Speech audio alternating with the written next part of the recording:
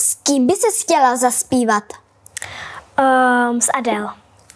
Komu bys chtěla uvařit? No asi do nějakého stánku charitativního.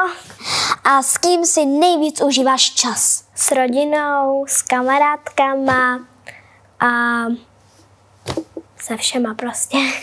A které místo na světě bys chtěla určitě vidět? Určitě do Paříže bych chtěla letět a rovnou bych jela i do Disneylandu. Které slovo říkáš nejčastěji? Takže. Co nemáš ráda?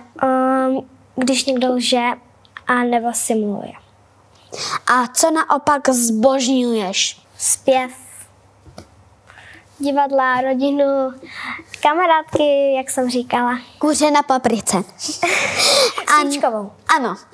A na závěr, co bys nikdy na světě neudělala? Asi bych nikdy nevypila pivo. A já bych třeba jako nikdy nesnědla červa. Já jsem už ho snědla. Ale sušenýho. Dobrý.